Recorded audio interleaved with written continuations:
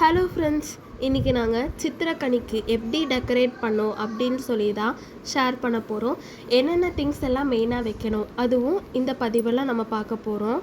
First ஒரு முக்காலி, அது மேலே துணி விரித்து போட்டுட்டு எய்தர் மஞ்சள், பச்சை இல்லைன்னா ரெட் கலர் துணி இது மாதிரி ஏதாவது விரித்து போட்டுக்கலாம். அதுக்கப்புறம் கிருஷ்ணரோட சிலை ஒன்று வச்சுருக்குறோம். இப்போது ஒரு தட்டத்தில் பச்சரிசி போட்டுட்டு கனிவல்லரியோட நமக்கு தேவையான பழத்தெல்லாம் வச்சுட்டு ஒரு வால் கண்ணாடி, இந்த வால் கண்ணாடி வந்துட்டு நாங்கள் குருவாயூர்லேருந்து வாங்கினது. அதுக்கப்புறம் ஒரு கசவு துணி மாதிரி ஒன்று, அதையும் வந்துட்டு பின்னாடி வச்சாச்சு. இப்போ அந்த வால் கண்ணாடியில் ஒரு சின்ன செயின் மாதிரி வச்சுருக்கோம்.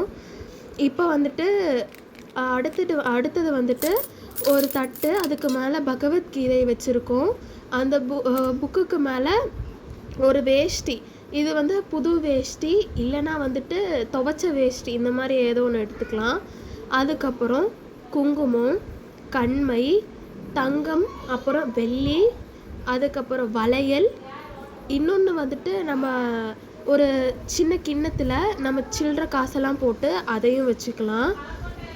இப்போ மறுபடியும் இன்னொரு தட்டில் நவதானியங்கள், சில்லற காசு, அதுக்கப்புறம் துளசி தீர்த்தம், அப்புறம் கொஞ்சம் காசு, இதெல்லாம் வச்சுட்டு எல்லாமே அரேஞ்ச் பண்ணி வச்சுருக்குறோம். இப்போ வந்துட்டு நம்ம விளக்கு, அது வந்துட்டு ஒரு நாற்காலியில் வச்சுருக்குறோம் விளக்கு.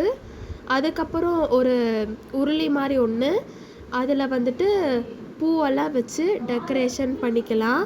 அவ்வளோதாங்க. நம்ம மெயினாக என்னென்ன திங்ஸ் எல்லாம் வைக்கணும்னா அந்த 8 பொருட்கள் சொன்னீங்க இல்லையா, அது வைக்கணும். பழம், அப்புறம் ஒரு சாமி சிலை, அவ்வளோதான்.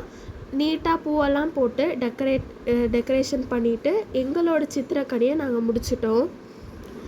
நாம் இன்னொரு வீடியோவில் சந்திக்கலாம். அது வரைக்கும் பாய்.